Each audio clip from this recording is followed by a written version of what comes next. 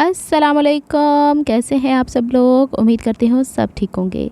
Video पसंद आएगी तो वीडियो को लाइक कर लीजिएगा, चैनल पे न्यू है तो चैनल को सब्सक्राइब कर लीजिएगा। और हाँ, बहुत शुक्रिया आप लोगों का पिछली कुछ वीडियोस पे मुझे बहुत ज़्यादा अच्छे तरीके से प्यार देने के लिए। आप लोगों को मेरा काम पसंद आता है, मैं बहुत मशकूर हूँ। आपको पता है ड्रेसिंग मेनिया के ऊपर मैं ड्रेसेस स्टिच कर करके दिखाती रहती हूँ। तो एक मेरी व्यूवर और सब्सक्राइबर भी हैं, उन्होंने मुझसे कहा कि मुझे समझ नहीं आती क्यूलोट्स क्या होते हैं, प्लाज़ो क्या होते हैं, पैंट्स, मतलब थोड़ी सी टर्मिनोलॉजी ऐसी है ना, मिक्स एंड मैच, तो आप हमें समझा दें। पहली चीज़ तो मैं सबसे पहले आपको सिंपल वाली शलवार दिखा रही हूँ, जिसे हम बेल्ट वाली शलवार भी कहते हैं। बाय द वे, इसकी कटिंग आज डिटेल के साथ आप कैसे बॉडी मेजरमेंट या अपने मेजरमेंट के हिसाब से ले सकते हैं, मैंने ड्रेसिंग मेनिया पे शेयर किया, पब्लिसिटी हो रही है, देख लीजिएगा अगर देखना चाहते हैं। अच्छा, जो बेल्ट वाली शलवार होती है ना, तो उसके तो सामने और बैक के ऊपर इस तरीके से चुन्नटें होती हैं जो मैंने आपको दिखाई हैं। अब इसी के अंदर बेशुमार वेरिएशंस हैं। इसी के अंदर धोती शलवार भी मिल जाती है जिसके फ्लेयर साइड पे जा रहे होते हैं। इसी के अंदर आप लोगों को पटियाला शलवार भी मिल जाती है जिसकी चुन्नटें आगे पीछे होती हैं, कपड़ा बहुत ज़ाया होता है उसके ऊपर, लेकिन कुछ ड्रेसेस पे अच्छी लगती हैं। पाकिस्तान में आजकल उनका फ़ैशन ज़्यादा नहीं है। तो अब यहाँ पे आपने इसके पाइंचे भी देख लिए, नॉर्मल जो आप लोगों के ट्राउज़र के पाइंचे होते हैं 6.5 इंच या 7 इंच के हिसाब से। अच्छा जनाब, ये तो आपको समझ में आ गई, इसे तो हम कहते हैं शलवार। और इसकी मैंने लुक भी दिखा दी। आजकल जो हमारे पाकिस्तान में ट्रेंड चल रहा है वो इसी शलवार का चल रहा है। और इसके अलावा अगर दूसरी तीसरी हैं तो वो अभी मैं आपको दिखा देती हूँ दूसरे नंबर की। देखें, मैंने जब ये वाली शलवार स्टिच की तो एक बहन ने कहा आप कपड़ा कैसे फ़ोल्ड करती हैं, हमें तो पता नहीं। देखें, ये बिल्कुल शलवार ही है, ऊपर से बेल्ट वैसी, इसकी सामने की प्लीट्स वैसी, बड़ी वाली प्लीट जो साइड पे दोनों साइड पे होती है, मिरर इमेज होता है, वो वैसी ही है। और साइड पे ये वाली प्लीट्स भी बिल्कुल वैसी। तभी मैंने इसकी कटिंग पे इतना फोकस नहीं दिया था। फ़र्क आगे हुआ कहाँ पे, इसका पाइंचा जो है नॉर्मल पाइंचे से 4 इंच मैंने चौड़ा रखा, और जब उसको फोल्ड किया तो मैंने मर्दाना बुकरम जो हार्ड वाली होती है वो नहीं लगाई, लेडीज़ बुकरम में होती है, या फिर आप यूँ कहें जेंट्स ड्रेसेस के अंदर कॉटन वाली बुकरम इस्तेमाल होती है, मुझे मिल गई, मैंने वो लगा दी। आपसे मैंने कहा था अगर नहीं अवेलेबल 0 की बुकरम लगा लीजिएगा। आ गई ना बात समझ में। सिर्फ इतना सा फ़र्क है और फैशन थोड़ा सा मॉडिफाई हो गया है। जो आपको काले रंग की शलवार नज़र आ रही है खड़ी बेल्ट वाली शलवार है, जो वाइट वाली नज़र आ रही है वो बेल्ट वाली लूज़ पंचे वाली शलवार है, ठीक है ना। ऊपर से शलवार, नीचे से क्यूलोट्स। आ गई ना बात समझ में। चले जी, यहाँ तक तो उम्मीद है मैंने आपको दे दिया सारा आइडिया। अब मुझे बताएगा दोनों में से आप लोगों ने कौन सी बनानी। पहले वाली तो हर कोई बनाता है, ये वाली ट्राई करके देखिए किसी बहन ने अभी तक। तो मैं कोशिश कर रही हूँ नेक्स्ट वीडियो में आपको दिखा ही दूँ इसे कुर्तियों के साथ कैसे पेयर अप किया जाता है। अभी फ़िलहाल मुझे टाइम नहीं मिला था। आगे चलते हैं। अच्छा जी, अब ये है हमारे पास पैंट्स। पैंट्स में क्या डिफरेंस होता है। पैंट्स के अंदर फ्रंट के पल्ले अलहदा होते हैं, चौड़ाई में छोटे होते हैं, लंबाई में बैक की निस्बत इसकी आसन की तरफ मार्किंग कम होती है, और बैक के पल्ले भी दो, जाहिर सी बात है ये 4 पीसीज में कट होता है। बहुत अच्छी एलिगेंट लुक आती है।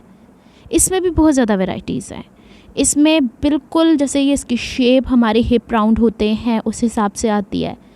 ये नैरो हो जाता है लेग्स के पास से। इसमें अगर आप चाहें तो हद से हद 8-9 इंच तक पाइंचा बना सकते हैं, इससे ज़्यादा नहीं। और अगर तो ये बिल्कुल टांगों से टाइट फिटेड हो जाता है तो उसको हम कैप्री कह देते हैं। आ रही है ना बात समझ में। तो जो पैंट्स होती हैं या कैप्री होती हैं उसके इन सीम और आउट सीम के अंदर सिलाई होती है, यानी ये 4 हिस्सों में कट होता है। पहले 2 पार्ट कट होते हैं फ्रंट के, फिर बैक के 2 पार्ट कट होते हैं। और इसकी वेस्ट हाई एंड लो होती है। इसकी आसन हमारी जो शलवार की आसन होती है उससे डिफरेंट कट होती है। आ जाए जी, अब आपकी मेन चीज़ क्यूलोट्स क्या है। क्यूलोट्स शलवार ही की एक वेरिएशन है, लेकिन इसके अंदर हमने थोड़ी सी पैंट्स की चीज़ें भी ऐड की हैं। शलवार जैसी क्यों भला, बाहर से फोल्डिंग इसकी शलवार की तरह की है, और बाकी तमाम हिस्से इसके हमारे हो जाते हैं। जैसे यहाँ पे आपको सिलाई नहीं नज़र आ रही, लेकिन ऊपर से बेल्ट आपको पंचा ऊपर जो बेल्ट नज़र आ रहा है वो आपको ट्राउज़र जैसा नज़र आ रहा है। इसकी आसन जो कट होती है वो ट्राउज़र जैसी होती है, लेकिन ये स्ट्रेट फैब्रिक पे होता है। जितने आपके थाइस चौड़े होते हैं ना, उतने हिसाब से आप पाइचा भी चौड़ा कर लेते हैं।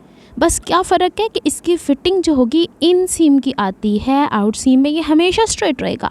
क्यों? क्योंकि आउट सीम से ये हमेशा फोल्ड होता है। आ रही है ना आप लोगों को बात समझ में। अब एक और नया जिसे कहते हैं वो पुराना फैशन है, क्यूलोट्स एडवांस है, ढाका पजामा, या फिर हम जिससे असल में प्लाजो कहते हैं वो ये शक्ल होती है। इसकी कपड़े की प्लेसमेंट थोड़ी डिफरेंट होती है। थाइस से लेके पांचे तक ये ए लाइन शेप में खुलता है, बाहर से भी अंदर से भी। हालांकि अब पहले ये देखिए कि इसकी बेल्ट मैंने कैसे बनाई है, फ्रंट और बैक। इसके अंदर मैंने बुकरम लगाई है, साइड पे ना होने के बराबर इलास्टिक। अच्छा, अब आप ये देखिएगा कि इसकी इन सीम में सिलाई, आउट सीम में सिलाई है ही नहीं, लेकिन जब मैं इसके ऊपर क्यूलोट्स रख के दिखाऊंगी आपको समझ में आ जाएगा। इसके कपड़े की प्लेसमेंट जो आपने प्लाजो की प्लेसमेंट देखी है उससे फ़र्क होती है, और रेब में सिलता है, तभी तो इसको ढाका पजामा कहते हैं। उठते बैठते ये कहीं फंसता नहीं, पाँव में अटकता नहीं, कहीं से इसमें खिंचाव नहीं पड़ता। देखिए ना, यहाँ से भी मैंने कहा सिलाई है ही नहीं, लेकिन ए लाइन क्यों आ रहा है। इसको मैंने बहुत पहले अपने ड्रेसिंग मेनिया के चैनल पे सिखाया था। अब जब मैंने सिलाई का कोर्स शुरू किया है, इंशाल्लाह मेरी ख्वाहिश रहेगी कि मैं इसको दोबारा से आपसे शेयर करूँ। प्लाजो जो होते हैं वो अमूमन दुल्हनों के ड्रेसेस के बनाए जाते हैं। ढाका पजामा बनाया जाता है जिसे आप लोग बड़ी बड़ी फ्रॉक्स के साथ भी पहन रहे हैं और उसको गरारे का लुक भी दे रहे हैं, ठीक है ना। तो ये काफ़ी पुराना एक वो है ट्रेंड जो अब दोबारा से इन हो रहा है, और ये इससे भी ज़्यादा खुले पाइंचे होते हैं, जितना कपड़ा उतना घेर। आ रही बात समझ में। चलिए जनाब, यही सब कुछ था जो मैंने आपसे शेयर करना था। उम्मीद है आपको ये सब समझ में आया होगा। गर्मियाँ कैसे गुजर रही हैं आप लोगों की?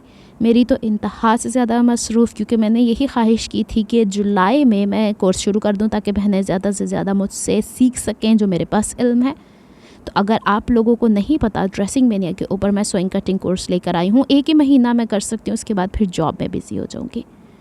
जॉब पे दोबारा कंटिन्यू करने की मैं तैयारी कर रही हूँ। ज़ाहिर सी बात है, छुट्टियों के बाद तो फिर दोबारा जाना होता है। फिर देखते हैं कि हमने किस हिसाब की क्या ड्रेसिंग की। आज के लिए बस इतना ही। नेक्स्ट व्लॉग तक के लिए अल्लाह हाफ़िज़।